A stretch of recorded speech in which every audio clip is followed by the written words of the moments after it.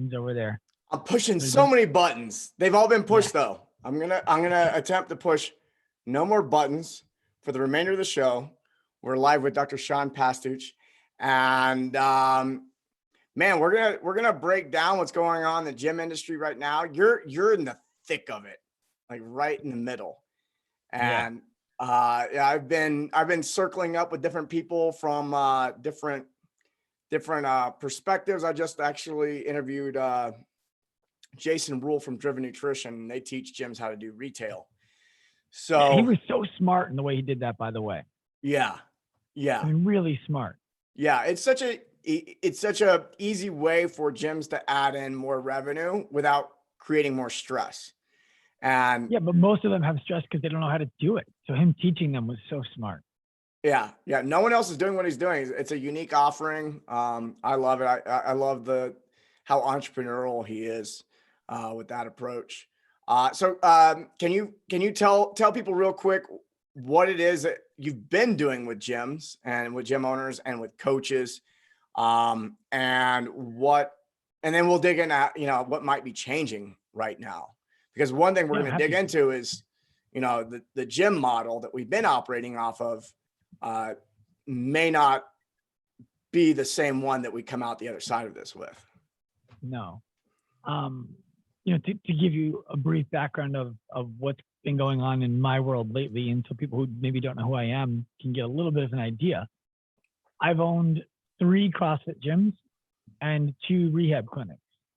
And I know what it's like to work 17-hour days for years and, tell everyone in the world that you're not in it for the money, and then go home and be frustrated that you're not making any money. Yeah. And and wonder why money's not coming when you're like, I'm really good at this. My clients love me. They tell their friends to join, but why aren't I making any money? Like it becomes frustrating, and it becomes really, really, really waning. And I've made all of the mistakes that you can possibly make. I promise you, from being sued by my next door neighbor to having the wrong insurance for a hurricane and not being covered, to running for 5 years without a CO. You name the mistakes, I've made them, including human mistakes, relationship mistakes, all of the mistakes. And when I got out of the gym business, it was because I was just fried.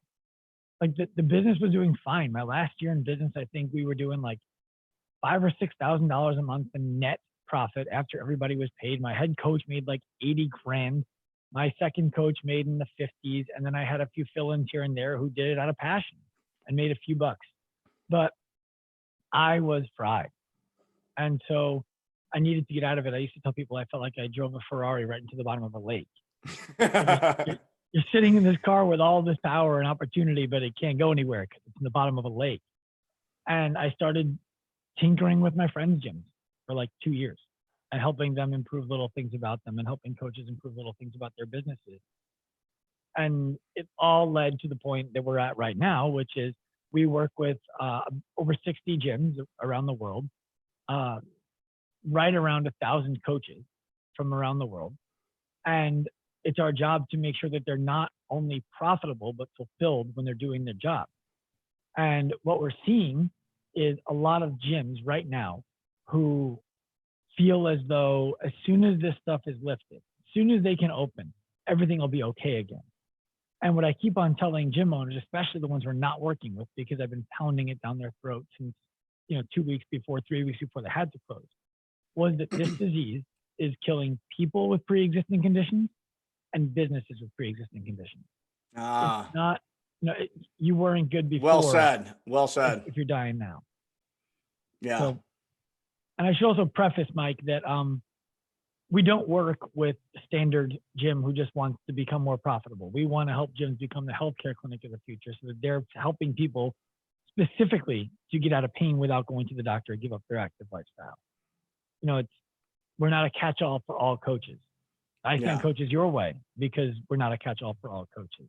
And I think that you guys do a tremendous job in helping people realize that it's not just chasing money, and it's not just becoming a better X's and O's practitioner of helping someone squat better.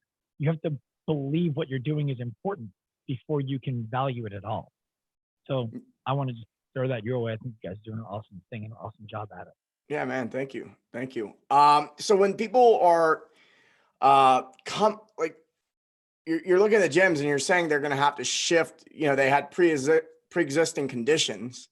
That's the first time I've heard that. And I love that. That's because as soon as you said it, I go, man, he said so much in just these few words. You can take it. You can run with it. Yeah. It's thank you. What are some of these pre-existing conditions that these gyms have, and can they turn it around, or is it too late? If you had a pre-existing condition and you're racing to get back to it, I think that you're asking for trouble.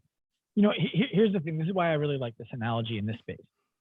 As fitness professionals, we look at what's been going on for the last 2 months, and we see there are some things that people can control that would make it less likely that they die from this disease.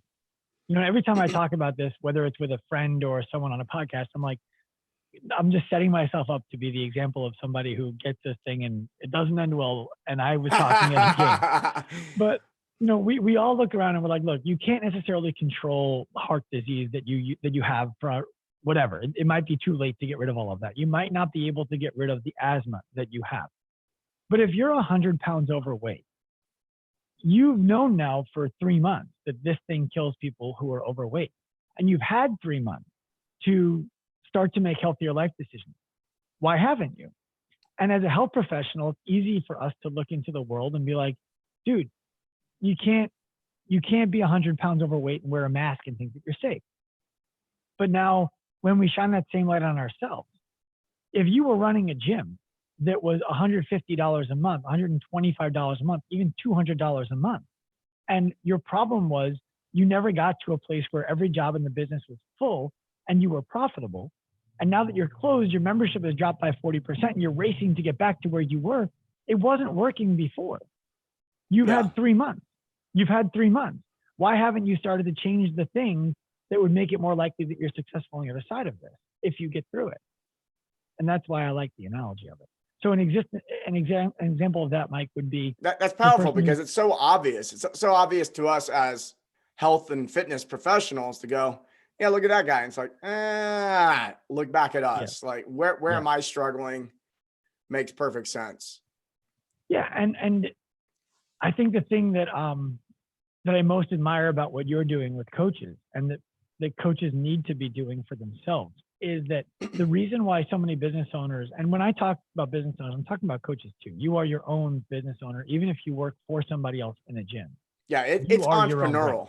It's your responsibility to maintain these relationships so you still have people to coach, even if you're not bringing them in. But hey, if you're a coach, man, if I'm a gym owner and the coaches that are bringing members in, hell yeah, I'm going to hang on to you forever and pay you well. Absolutely. And you're going to earn it. Yeah. And now the thing that you guys are doing well that, people need to know about is the reason why people are not making the necessary changes to their business is because in order to make the necessary changes to their business, they have to acknowledge that they are a part of the problem in their business. And they have to change something about themselves that allows them to then change something about the business. And that's really hard to do. And that's why I think, not to keep on throwing sunshine your way, but, keep it coming. Just pump the ego up. well, think about it, Mike, right? Most companies out there talk about, we can make you profitable. We can make you profitable. And they do it through tactics. Yeah. And you can make a bunch of money through tactics, but you're going to burn out if they're not in alignment with what you believe is important. And if you don't believe that you're valuable, then there's no way that those tactics are going to be sustainable. So people need to first start to look at themselves and be like, what have I done to hold this business back? How could I stop doing that? Good. Now that that's out of the way, how do we move the business forward? And they're not willing to make that first step. So I see things like people who are opening before their government allows them to. I'm not I'm not here telling you Barack Obama, Hillary Clinton, and Donald Trump are the people who you should strive to be like. I'm not, do you? What I'm suggesting though is the gyms who are opening early, if you ask them in an honest backroom conversation, did the members come flooding back in? They're like, dude, no. I didn't know that gyms were open. This is the first time I'm hearing this. I don't talk to as many gym owners personally. I want to, but this is So gym owners are opening before the government's saying it's okay to. So yeah, in a lot of places. Wow. There was one in Florida that was in the Morning Chalk Up. I happen to know the guy who owns it, Mike Manning. I don't know how his whole thing went. I haven't asked him since. But we had one client who opened before their state allowed them to, and I was like, why are you doing that? I didn't know until 3 days in. Like, oh well, we just figured like, it's loosening up, and I said, wait a minute, how many people came in? 15. Why are you open? Close your gym. Reopen appropriately. If members are still, and this is the other thing, if members are still paying, in this gym's case, they were and they are, opening up just adds expense. It doesn't add any income, and it doesn't add any value. And what it leaves is, the tricky line to toe here for gym owners who are doing that is you will lose the trust in the members who are on the slower side of the fence. You will get the people who are on the faster side to be like, yeah, my gym owner's not a pussy. Finally, someone did something. But all the other people who are a little bit afraid right now were like, can I trust this person with my health? Yeah. My safety. So you need to toe that line carefully and be really measured about how you do it.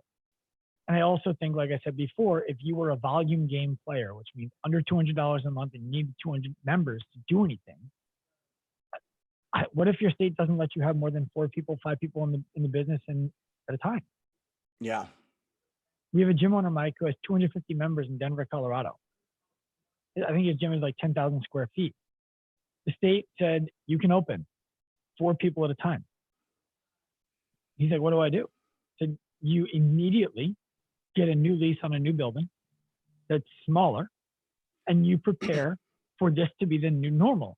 And when they allow you to have more people in the gym, you take more people in the gym, but you change your offering completely.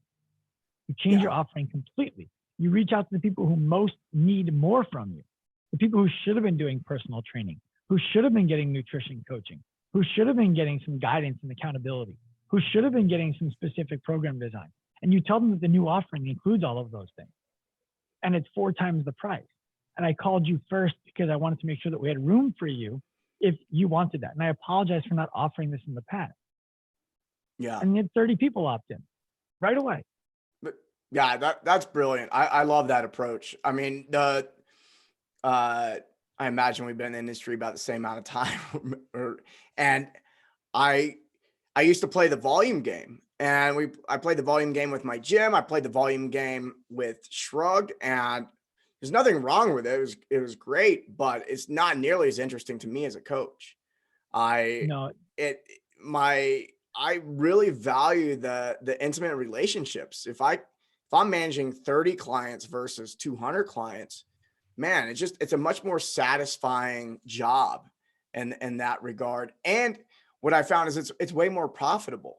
The total amount of money coming in might be less, but my overhead is way less too. And so it's like at the end of the day, my clients are happier and I make more money, and it's a lot more fun. It's a lot more fun in that way. There's 2 things I want to address with that. And one of them is that I think that there's something that inherently, because you've been in business for so long, you understand, and that I understand because I've been in business for a long time and done it wrong and done it right. And that is a lot of wrong here too, by the way. I know. There are 2 bank accounts that you need to be looking at. The one where the money starts and the one where the money ends. So it doesn't matter if $50,000, $100,000 hits this bank account every month if none of it ends up in your personal bank account at the end of the month. So what you're describing is, if you have thousands of clients, but you have all this overhead to manage all of those clients and none of the money trickles back down to you, well, then you're still broke. Who cares? And you're right. And I also want to address what would technically be an elephant in the room for us, which is that we're playing the volume game while telling people not to play the volume game. And the difference is we silo our volume. So what I mean by that is, if we're working with 1,000 coaches in a year, for example, we work with them intimately, and they have a crew, a staff who are responsible for their success, and margins are built in before we get the client. Yeah. So our margins are going to improve as more clients come in. And at the same time, I won't take clients until I have staff who have availability to deliver a high level of value to those clients. Yeah. And despite taking in all those clients, we only take 12 to 15 at a time. We just run them in groups. Does that make sense? Makes sense. I mean, we do the same thing as we still, like, we run a decent amount of volume, but there are high level coaches that are assigned, and same thing, small groups. If the client would never know there's that many people in the business, like they only know the 7 other people they have their coach, their mentor, and they have the 6 or 7 other people they're in a class with, and it's a tight group and they're going through this thing together. And yeah, I mean, we built it so it would be intimate, but it was first built with me delivering to one group of people and back and forth. And then it's, can we replicate that with another coach? Okay, that takes time to develop. And 2 years later, we're doing it really well, and we're getting to a scalable version. But there was 2 years ago, there's no way it could have been. I had no interest in doing any volume. And the interesting thing is that needs to be noted is, like, I personally don't take home that much more money now than I did when I was serving fewer clients. But there's a different game being played, but that's a conversation for another day. I mean, we're talking about the struggling gym owner here. You got to get the first steps. You got to do what Sean did in the beginning. Like, when you started Active Life RX, like, how is that different than when you're running the gym? Oh my God. It's a wild difference. And this is important for coaches out there who want to start an online business right now, because everyone's going online. Oh God. I remember picking up my first client. His name was John Mondarine. John, if you're listening, what's up, man? John is a guy who I found at a women's only CrossFit competition called Strong is Beautiful. And he was watching his girlfriend work out, and he had kinesio tape on his shoulder. I'm like, dude, if you have K-tape on your shoulder watching your girlfriend work out, you're fucked. Like, we need to work on that. So he became a client for $70 a month. And I was like, yeah, $70 a month. This is great. Like, you can't do that. A business doesn't operate that way. That's dinner. Yeah, exactly. So in order to have 30 dinners a month, I would need to have 30 clients, and then I could maybe go to dinner with my wife. But the big thing is, when we started Active Life RX, I had a partner at the time. His name was Jeremy, and he was really good at all of the things that I was really bad at. And one of the things I had learned in business prior to bringing Jeremy on as a partner was stop trying to do the things that you're really bad at. So in other words, if you think about something and just thinking about it gives you stress, find somebody who is willing to do that for you and allow them to do what gives them great joy. You know, it might seem ridiculous to you that somebody would like to do spreadsheets and find money that's missing and find members who need a better service. There are people who love that. Oh yeah. Love that. I'm just not one of them. I check my mail when my wife tells me it's getting ridiculous. That's me. So find somebody on your team who wants to take that on, and look at how much time it takes you to do a poor job at it. And think about what you could do with all of that time back working in what we would call your zone of genius, things that you're really good at. If it costs you $200 a week to replace something like that, right now you might say, Sean, I don't have $200 a week. The reason you don't have $200 a week is because you're doing things that you suck at instead of things that can generate money for you. So eventually you have to bet on yourself. Find people to do the things that cause you a ton of stress. So my partner was really good at a lot of those things. And where we didn't do well together, because I know a lot of people out there in partnerships, it doesn't always go well, was I never clearly discussed with him what my vision for the company was long-term. And so because of that, every move that I made towards what I would consider at the time an uncertain vision, because I really hadn't sat down and determined what it was a move in the opposite direction of his vision and where he wanted things to go. So everything that I did without knowing it was offensive to him. Right? So the next thing I would advise that you do is, with everybody on your team, share your vision and then allow them to join it. Allow them to bring their vision to how to make yours bigger and better. If you have staff and you want them to stay with you, their vision must fit inside of yours. Once it doesn't, they're gone. And it's going to be obvious to everybody. This is where, like I used to have a hard time with firing. It's like, oh shit, like I don't want to fire this person. But there's been so many times over the years where you get in a conversation around vision and values. And then if you really do it well, some people will opt out and you're like, oh, I was thinking about firing that person. And they're like, or maybe they don't quit, but when you go to fire them, or when I go to fire them, they go, all right, I get it. It's more of those conversations, right? It's like, it makes it easier. Most of our firing start with an apology. I'm sorry that I put you in this position. I didn't properly vet you to make sure that you thought this was important and valuable, or I didn't properly develop you because I didn't have the time to do it. And I threw you to the wolves without teaching you how to fight. And that's not fair. And I apologize. So this isn't going to work. I just want you to know it's not your fault. And I'll help you find a job somewhere else because I think you're a great person. If that's true, I don't lie to anybody. But it's never about you and it's always your fault. If you believe that, then you'll be fine. Yeah. Yeah. What are you seeing when the gyms open back up? I mean, are gyms going to close down, or are you seeing which ones are thriving, which ones are hurting? How's it going to go when we open back up?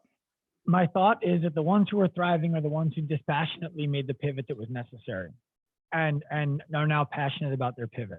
And the ones who are going to die a slow death are going to be the ones who tried to cling to the past. And what I mean by that is, I don't believe that the volume game will be dead forever. And I have this conversation with one of my mentors all the time. He's like, I don't know if volume's ever come back. I'm like, dude, the NFL, NBA, MLB, NHL, concert arenas, venues, festivals, they have too much money to not lobby effectively to bring themselves back to life. Volume is coming back. The question is not, will volume come back? It's, can your volume gym survive from now until it does? And do you want to play that game? The ones who play that game and do it well, when it's over, I believe that they will be the only volume games left in town. And they'll crush. The ones who can't afford to do that well will die off and complain that it was somebody else's fault. I think that what people need to be looking at is, which unique skill set do I want to be able to leverage right now? And those skill sets, if you're in a volume business, are member acquisition and member retention. The skill sets, if you are in a niche specific business, which is going to be higher cost, lower volume, much more touch points, is going to be relationship skills, sales skills, and execution skills. And I think that those are much easier to gain, control, and be fulfilled by, at least for me. I think that's where gyms need to be looking. All right. And we alluded to this a little bit earlier, which is doing that more, that smaller model, the boutique, that more intimate model can be scalable. You can go into volume from there, but you got to master that at a small scale first. Yeah, we have one of our clients owns a gym. I don't want to use his name just in case of his clients end up hearing it and this is happening before they know about it, right? But so he has 2 locations. One that is in a low end area and he's charging low prices and having high volume. Most of his membership there has dropped off. Yeah. Another location. The less someone's spending, the less, you could call it, loyal they're going to be to the brand. Yeah. And people, especially coaches, Mike, I'm sure you know this, they don't like to think of themselves as only being willing to serve those who can afford it. Right. Right. Like everyone is a charity case. And you need to put your mask on first. They talk about it on airplanes all the time. If you haven't flown, it's because you're only serving people who can't afford you. Yeah. Right. Yeah. So the first thing you need to do is take care of yourself. And so what this guy is doing is essentially, because most of those members have left, he's like, fuck it, I'm not going to reopen that gym. I'm just going to close that business down. I'm going to sell that book of business to a local gym that's near me. Let them take it on. He's got another location that's kind of bougie. He's like, they're fine. The gym is fine. I'm going to keep it exactly how it is. There's another location in the prime part of town that is like only 3,000 square feet, 3,500 square feet. It is an old bank. There's a bank vault inside of it, but it's got great windows, great location. And he's going to call it the same fitness name, the Vault, right? So like American Express Vault instead of just regular American Express. And it's sounds valuable. Yeah. Yeah. And it's going to, every member who goes there is going to pay $750 a month. Yeah. And they're not going to get the same services that they get at the other place down the road. Here, they're going to get a personal trainer who writes every single rep that they do. They're going to do those reps in a class setting instead of doing it in like an individual design studio setting where there's no community, there's no camaraderie, and there's no loyalty to the brand, just to the coach. They're going to have classes. But instead of scaling and modifying, they're going to customize the classes. So everybody gets exactly the workout that they're supposed to get in the vein of each other for half the time. And the other half the time will be individual, perfectly customized for them. They're going to get a personal training session every month. They're going to get a nutrition coach who guides them through the decisions that they're making around nutrition and the nutrition that they're eating. They're going to get quarterly goal check-in. It's the questions that we asked were, if you could give your clients everything that they needed, what would it be? Great. What does that need to cost? Great. Where does that need to be? Great. Let's go do it. Let's go execute. And the plan is, at that price, his nut is met if he has 15 members. His fixed costs are met.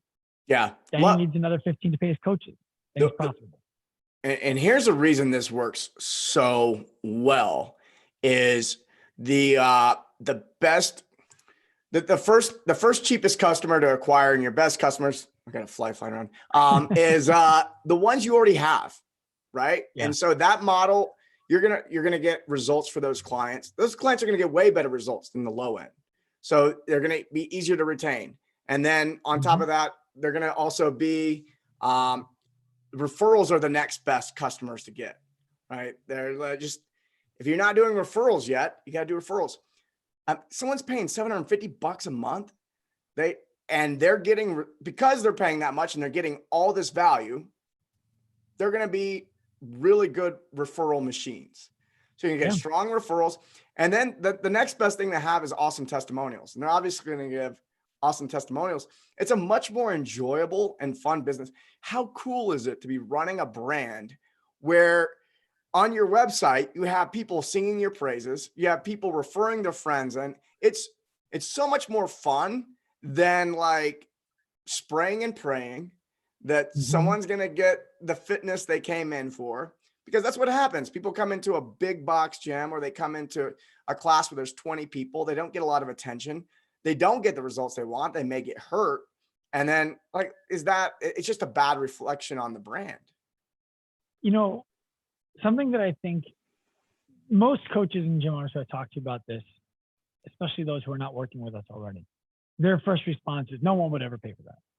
Right. Because they wouldn't pay for that. Like, you know what? You probably shouldn't do it. But the reality is most people won't pay for that. Yeah. The nice reality is you don't need most people when you're charging that much. And people who do pay that much, there's a few reasons why they will. Number one is it's a status symbol. It's the same reason why people want to look through a Mercedes symbol on the front of their car when they're driving around. Those people don't go back to buying Toyotas, despite the fact that they can get from home to work and Toyota is just the same. Yeah. Or a Volkswagen, which is basically an Audi, right? Like they want the status. Now, the next thing to it is once somebody pays that much money, they want to validate their decision to do so. And the best way to validate their decision to do so is to get somebody else to do it. Right. And also to show up. Of course. Yeah. I'm just talking about the business building side of it. Gotcha, once someone pays you a bunch of money, the last thing they want is for everyone to be like, you're crazy. You shouldn't spend that kind of money. They want to be like, yo, Mike did it too. Yeah. And I'm getting Steve next. You're the idiot. Right? It's the truth. Yeah, man. Yeah. Yeah. The car analogy is interesting because if you look at if you look at technology and cars are good for this, is every car company has a race car, right? If you go watch some racing, Ford has their team, Chevy has their team. Obviously something like Porsche and things like that, they have a race car, and the race car, and then the luxury vehicles and the high-end sports cars, they're driving the technology for all the my Toyota Tacoma out there, right? Like that's being driven off of some of the high-end shit. And it's the people who make the most money, the wealthy, basically make really high-end stuff eventually cheaper for the average person. And look at televisions. You know, the only reason these big giant flat screen televisions got cheap, or air conditioning, is because the wealthy people bought it first. The demand went up and the supply went to meet it. And then all of a sudden it gets pretty flat. I mean, I think that happens with training as well. When I go into a gym, there's a lot more people are doing a lot smarter things now than they were 20 years ago, because there was enough people who bought high-end training and more people got exposed to it. So somebody needs to be doing that. I think that if you're going to push the envelope of innovation in the coaching space, you got to be charging something. You know, being the $200 a month gym, you're not going to drive that much innovation in that model, I don't think. There's always exceptions to the case, but it's rare. Right. Every time that I bring that up, you're exactly right. Somebody points out the gym that's doing it. Right. I'm not speaking in absolute. There are going to be examples that break every rule. What I'm describing is that you're probably not that example. And you know, it's just, most of us are not. Yeah. You know, so I'm not saying do it like everybody else who is successful is doing it. I'm saying learn how to do it the way that everybody else who's successful is doing it, and then decide what you want to do with that. You know, I have a funny story. I still talk to one of my first personal training clients ever, Josh Goodleman. Okay. Josh Goodleman, one of my first personal training clients ever. When I prospected Josh, I did it on the phone, and I was working at Equinox. I thought I made it. I'm like, this is the place. Like, this is where the best trainers in the world work. Little did I know they would take fucking anybody with a heartbeat. And then if you don't make it, they throw you out. If you're no good, they just have someone to clean the floors for $8 an hour, picking up weights and putting them away. So they taught you, go through this list of questions before you do anything with your prospective client, because if there's a red flag, you don't want to try to sell them. Okay. It's called the PAR Q. I asked Josh if he was pregnant because it was a question on the sheet. Oh, dude! I remember as soon as you said PAR Q, I'm like, I know that name. And then the college years came back. I went to college for exercise sports science, and I was like, what do I know as PAR Q? Oh yeah, that was a thing. Standard. Yeah, it was like, do you take water pills? Do you have high blood pressure? Do you have a history of disease? Any diabetes? Any like a doctor form? And one of the questions on it was, are you pregnant, or may you be pregnant? And I'm like, well, this is what the best trainers in the world do. Sure, are you pregnant, or may you be pregnant? And he was like, no. What the fuck what are you talking about? He's like, that would be really weird. I'm like, I'm sorry, I'm just doing my job, you know? So, but the lesson there for coaches is learn how to do it exactly the way that somebody who has done it successfully before you does it. And then innovate. Don't innovate on something you don't understand yet. Avoid innovating before you understand. Yeah, there's I don't know if I'll butcher this or not. We'll see. Ido Portal, are you familiar with that guy? Yeah, like crazy movement, dude. Like next level. I don't know if people should try to copy him or not, but I think he's something. It's like isolate something. Like isolate, integrate, innovate is the 3 I's. So, and in regard to training, is like isolate the thing you're trying to improve, like get that muscle firing, integrate it into like the full movement or the system, and then you can innovate. Now you get to be the artist. But like a lot of people, what they do is I always warn people about looking at the best at the field. It's kind of like, I want to do what Matt Frazier does for workouts. I'm like, well, cool. Let's start where he started 15, 20 years ago. And then and let's not start with today's workouts. But like the same thing happens in business. They're like, oh, this so-and-so is really successful. And they try to copy what they can see. Yeah. And they never They never get down in the nitty gritty of the business and isolate something that needs to be improved and then integrate and see how it works together. But, and it takes some time. I've heard a lot of entrepreneurs say it takes a good 10 years of entrepreneurship before you really like, you get to that point where you feel like you're playing. It's like, oh, I'm like pulling this lever and this does this and that. And I remember hearing that when I was younger and going, I don't know what the fuck these guys are talking about. How come no one told me 10 years? It took me 15. Or worse. I'm still learning big time. Oh, dude, I know less now more than ever. This is the way it seems. But it takes that. If you haven't been in entrepreneurship for a decade, do what Sean is saying. Like, go get a mentor. I have people in their early 20s like, what should I start my own thing? I'm like, no, you should not start your own thing right now. If they're 22 and they just got their degree and they want to like coach, I'm like, find a mentor, find someone who's been doing this 20 years, go learn from them, because you may be able to get something off the ground right now and you might experience that freedom you want and stuff like that. But if you want to be great, go find that mentor. And I could have been better. When I look back at my youth, I was like, I could have been better at listening to my mentors and coaches. And there's so many lessons where I learned where I go, you know what? My coach, Brian, I remember him saying something about that and I totally disregarded it because I thought he was an idiot. So, but yeah, it's just, I like what you're saying. There's like, go find someone who's doing it well, but don't copy them. Like, go find out what's actually happening behind the scenes. Because if you try to emulate what you can see on the surface, it's not what it took them to build that. No, one of the things that we teach the gym owners we work with too is build an internship program so good people will pay for it. And what that means is you don't expect to hire everybody who comes through it, because you're teaching them how to go off and start their own business if that's what they want to do. You're giving them exactly what they want, and you're going to get great people from that. But if you try to withhold, if you try to, hold, I don't want to teach them to run a great business because then they might leave me. Well, then you're in a situation where you have need instead of want. And you don't want people to need you. You want people to want you. An intern or an inexperienced coach needs to find somebody who is willing to teach them all of the things. And you need to make their life easier so that they will do all of those things for you. So an example of that would be, I have a guy on my staff now who actually leads my sales team. His name is Larry. Larry found me in a coffee shop like 5 years ago. And he was like, I want to shout out you. I'm like, who the fuck are you? What are you talking about?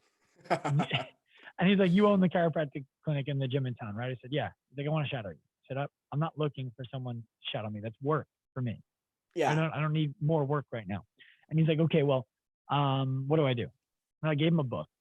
So he reads the book. It was just the most recent book I had read. He reads the book, and the next day I'm in the coffee shop. He's like, so I read the book last night, and in one of the chapters it said to find a superstar who you want to be most like and make their life easier, bring them value, and ask them if you can help. And that's you. So I want to work for you. Can I shout at you? I'm like, you did exactly what I asked you to do. And now you're That's a good sign, man.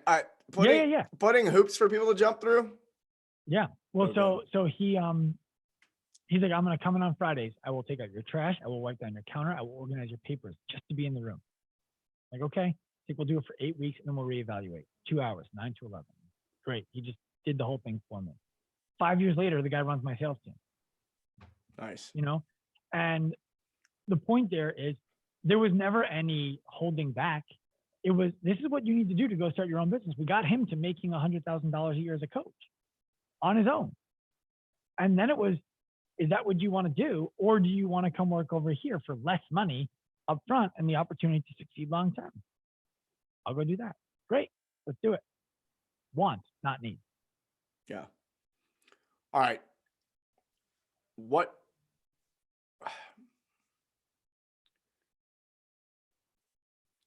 should be, gym owners can't open their gyms right now. Besides going to their clients and offering them something new, what should they be doing? Okay. I'll tell you exactly what we're telling our clients who are paying us thousands of dollars a month to be told. No different. What we're telling them is this. First and foremost, get out ahead of your state. If you wait for your state to set the guidelines and the rules, then you have to play by them. If you get out before the state, then you get to set them. And that doesn't mean we're going to bring 20 people per class back. It means be conservative below what you believe is even in the stratosphere of what your state is going to allow you to do, and figure out a way to make that kind of volume profitable. So we're telling gyms, imagine a world in which you can only allow to have 4 people in the gym at a time. Just imagine that world. And if you get 10, fucking great. Yeah. Party time. What you do is you're offering them the top level of service that you possibly can. Our model for them now is the first half of class is completely custom individual design. The second half of class is an individualized version of the group workout, individualized for them by their coach who knows their strengths, weaknesses, and goals. Once a month, each of those clients is going to get a personal training session with their coach. Each quarter, they're going to get a goal setting workshop. If they want to do more, if they want to buy nutrition, if they want to buy accountability and guidance, if they want to buy additional programming for at home, all of those things, they can. Those are additional costs. Based on what your average household income is, the floor price for that is going to be $399. If you're below $50,000 a year, as average household income where you are, charge $399 for that at the basement. If you are above $100,000 a year, charge $499 a month at the basement. And then start calling your members who you think are most likely to opt into that program, and apologize to them for underperforming for them in the past. Acknowledge that there's more that you could have done, but that you were afraid that if you offered them all of it, they would not pay for it. But that now that's been eating you up on this time off as you think about how to be better when you reopen, because by the way, if you're a great coach, it should be. And let them know that you're going to stop thinking for them, and you've offered a new solution. And that if we're only able to open with 4 or 5 or 10 people at a time, we're only going to be able to bring 40 people back to start. I want them to be the 40 people who are most in need. Those people need this. Does this sound like something that you would be interested in? If it is, I'd love to get a deposit and get you set up for the first month we're allowed to be back. These are the prices. If it's not, no problem. We'll continue serving you from home the way that we have been, and reevaluate as circumstances change. I love that. This is my favorite thing I've heard from anybody in the last 2 months that I've been talking to. Thanks, Mike. For a gym owner, for someone who's like, I am going to be opening my doors back up, and this is the best. Thank you. No member is going to be like, oh, fuck you, man. That's a lot of money. Like, they all understand that you have a need to only bring back so many people at a time. They get that. It hasn't been announced by your government yet. If you wait until the government says 75% capacity, which I think they just said in Florida for like a date uncertain if A, B, C, D, F, Y, G are checked. Yeah. Right? Like, hey, let's be super ambiguous so we can screw them afterwards. Then you're out ahead of it. And your members are like, it makes sense that you would only talk to people one at a time about doing this. And I appreciate you offering it to me, but I'm going to stay at home for a little bit and do this. Great. If you'd like, one of the gyms we're working with, they created a relationship with a local equipment manufacturer. They got bags made with, they put sliders in it, they put rubber bands in it, they put a bunch of little things like a jump rope in the bag. They sell them the bag of equipment for like $1,500. And it's like, why is it $1,500 for a bag full of equipment that costs $60? Well, because you get coaching with it for a year. Yeah. Now, I think they should have charged more, but that's fine. Yeah, I was like, that doesn't sound like very much. Yeah, more. No, it's like $115 a month, but it's not custom programming. It's like, which template do you want and all that. But like, those members are happy for a year now. They just bought a year-long solution. You have a runway to start, really pumping this thing that you want to be big and grow for you. So that's the path I think the gym owners need to be taking. And it's the cool thing about it is, for lack of a better term, you get a scapegoat. Like if you did this in regular time, everyone's like, what the fuck? You're greedy. You only want to serve people a lot. Right now, it's like, oh, I want to give you better service and I can't give it to everybody. When things are changing, especially outside of your control, it's the best time to make other changes because people are already uncomfortable. People are already experiencing uncertainty. You're not going to make it worse. It's pretty much, people are maxed out. It's just like another thing. Well, and Mike, if there's anything I know about you, and I don't claim to know it all about you by any stretch, it's that you're willing to innovate because you'd rather chase what fulfills you than what makes you money. And even if it means that hurts a little bit when you make the change. And what I want people out there to know who are not like that, who are not wired to just chase fulfillment instead of money and approval, is that there's never been a better time to fail than now. Absolutely. What I mean by that is a lot of people are afraid, like, if I do this, what are my parents going to think?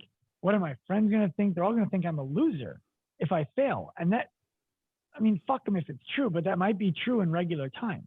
Right now, people would be like, oh yeah, COVID, right? And you're like, yeah. But if you succeed, people are going to look at you and be like, dude, how did you do that during the pandemic? I can't believe you pulled that off. Superhero and shit. You're a hero. Yeah. There's never been a better time. Yeah. Yeah. I agree. What do you think the percentage of people who are going to take advantage of something like this? Obviously, not every gym is listening to this show, unfortunately. It should be. Come on. Yeah. The two of us are talking. Everyone should be tuned in. How many gyms do you think are going to make the pivot on this? What's the percentage? And I imagine like, well, everyone else is going to do it, so I won't, or I don't know. I have no idea what people's mentality is. I can only guess. I mean, I think that what's going to happen is it's going to be no different than it is right now in terms of the gyms who adopted the appropriate strategies and vision and direction and process and execution of the model that they're in. So I think that what we're going to see is the same situation where when this all flips over, you're going to have 1 to 5% who adopt full bore and crush. And then there's going to be the people who, like we talked about before, try to innovate off of something that they haven't yet understood. And they're going to do okay. It's going to be a struggle, but they're going to be able to pay themselves, pay their family. They're going to be working in the business, but they're going to be okay. And that's probably going to be 30%, if I had to guess, something like that, just based on what it looks like in the industry right now. And then the other 65% of gyms, I think, are just going to shit the bed. Yeah. I mean, we talked to, I don't know if you know anything about Town Sports, where you are, probably not. Town Sports owns New York Sports Club, Washington Sports Club, and Boston Sports Club in the Northeast. And we were talking to them about 2 years ago about making their coaches more valuable so that if anything ever were to happen, like an economic downturn or anything like that, their gyms would be more valuable than just space and equipment rental. Right. And when it came down to it, they just thought that it was too high of a mountain to climb to get all of their coaches to buy into being more valuable, and that they were just going to keep on playing the volume. 2 days into this pandemic, they kicked it. They were like, well, it's been real. We're out. Coaches were closed. We don't anticipate reopening. That's hundreds of gyms in the Northeast. What was it? Gold Gym went bankrupt. Gold Gym just filed for bankruptcy. I think 24 is either filed for or is going to file for. Yeah, there's rumors of it. Yeah.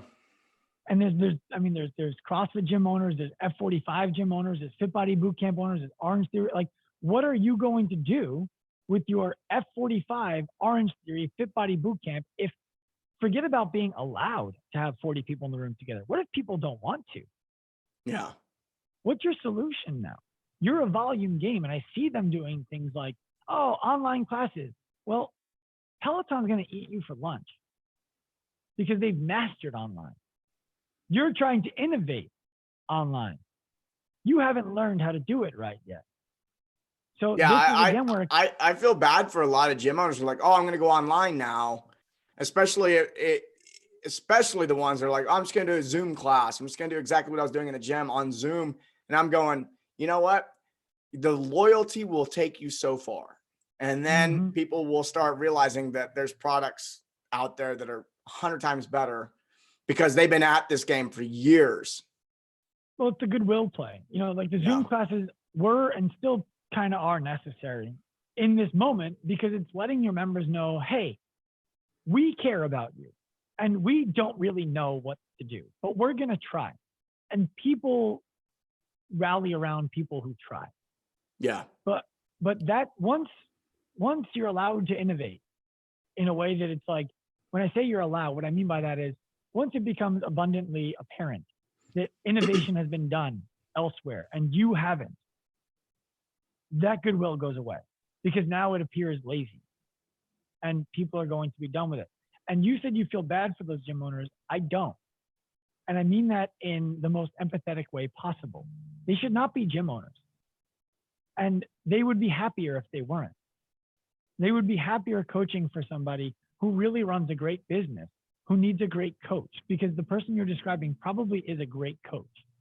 And that's what they should be. Yeah. But they got disenfranchised with coaching because somewhere that they worked, they were underpaid, underappreciated, and overworked. They need to find work in great gyms with great business owners and get paid well and appreciated. Yeah. Yeah. Totally Or agree. create it for themselves Yeah. in the coaching business. Yeah. All right, Sean. Anything you want to leave everyone with before we roll? You got meetings to get to. No, I mean, we have a prospect call in 12 minutes.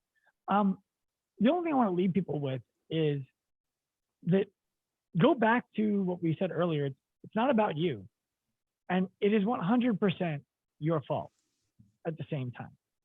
This pandemic didn't happen to you. You know, the government in your town isn't deciding that you don't deserve to open, and you can't control those things anyway. What can you do so that those things aren't a problem? Yeah, I got asked recently to turn out to support a local rally as a business leader in our town. Would you support a local rally to get Nassau County to open businesses up again? I'm like, no. I said, why not? You don't care about small businesses and people who are really struggling right now? I said, I do.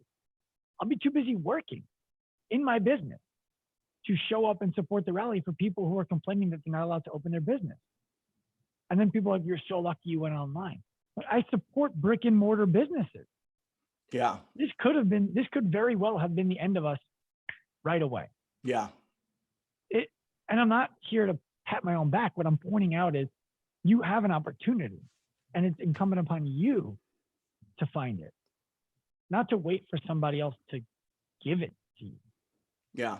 All right. I do have one more question because as you were talking, I had this memory of from earlier this week. One of my coaches was talking to a prospective client, and one of the things that's happening is a lot of people are afraid to invest in training right now to Are you talking improve. about the client or the coach? The coaches. So the coach, yeah, the coaches are our clients, so that's why mix up the language here. But the coaches are a lot of times they're hesitant. They go, well, it's uncertain. I don't know where money's coming from next month. I don't know if I want to invest in a new thing to take my business to the next level. And it's kind of like you're in a catch-22 because you need the information in order to survive, because you don't want to be like what you're talking about. Some people will hear what we're saying and they'll implement a lot of that model, but they're just getting a small bit of it. I mean, we're having a conversation for an hour here. And this takes months to develop. And well, I don't know how long it takes. Months. Okay. So months to develop. So it's a catch-22. It's like people are afraid to invest in something, but at the same time, they know they need to invest in something if it's actually going to work. What do you tell that person? It's not a catch-22 at all. It's, are you going to be a fitness professional when this is over? Is that what you're going to do as a career? In the year 2025, what are you doing for a living? I'm going to be a coach. Okay. Well, then what problems were you having before the pandemic happened? I was struggling to ask for money. I was struggling to find new clients. I was struggling to have real difficult conversations with my clients about no longer working with them, raising their prices, or asking them to refer. I didn't know how to do any of those things. Okay. What is going to change between now and 2025 if you're unable to make enough money to afford this service, to justify paying for this? in good times, right? Because this is going to end and it's not going to get easier. It's going to get more difficult. That is the reality. That's not a fear mongering bullshit out there. The reality is wealth inequality is going to grow, and people who have money are going to be looking for people who know how to service it. And those people know how to have difficult conversations. What's going to change between now and then? You need to invest now. Yeah. And there are 4 reasons why somebody would not invest right now. And these are the questions that I think that they should all be asking themselves and be upfront and honest with whoever they're considering buying from. So if you're talking to Mike or someone on Mike's team about becoming a member of the Strong Coach, you should be asking yourself 4 things. Do I have any level of certainty on a scale of 1 to 10? How certain am I that the Strong Coach is a business that cares about me more than they care about my money? Okay. On a scale of 1 to 10, how much certainty do I have that the Strong Coach can teach me a process that works? Okay.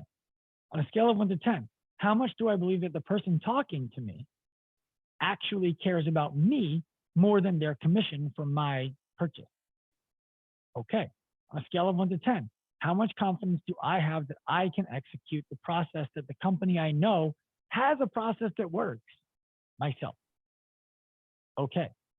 Be upfront with the person who you're talking to about which one of those 4 categories or which of those 4 categories in a multiple you are lacking certainty around, and allow that company to help you decide if they can help you given that information.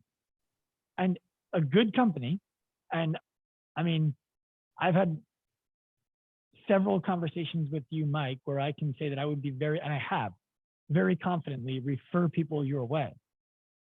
Good companies will not take your money if they can't help you. Yeah. And give them the opportunity to tell you no. But if you need to make a change and you've landed in the spot you think is the place to make the change, allow that company, that service, that person to help facilitate that change in you so that you can be what you say you're going to be in 5 years. Yeah. Love that breakdown. Love it. Where can people find you? I mean, if someone's a gym owner, you're a trainer working in gym, you have tons of stuff for people. I do. The easiest place, like the meeting place, and then they can go where they're supposed to go, is if they head to at Dr. Sean Pastuch. That's DrSeanPastuch on Instagram. In my bio, it has the 2 different companies that I own: Active Life RX to get out of pain without going to the doctor or missing the gym, Active Life Professional for the coach or the gym owner who wants to represent the healthcare model of the future, who we're teaching to do it. So they can bifurcate when they get there. Yeah, we need this type of training more than ever. It's becoming very obvious.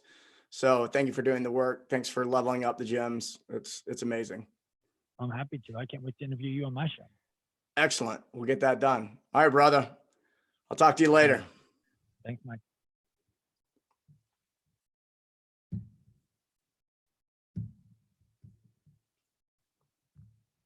That was fun. Yeah, man, that was good. I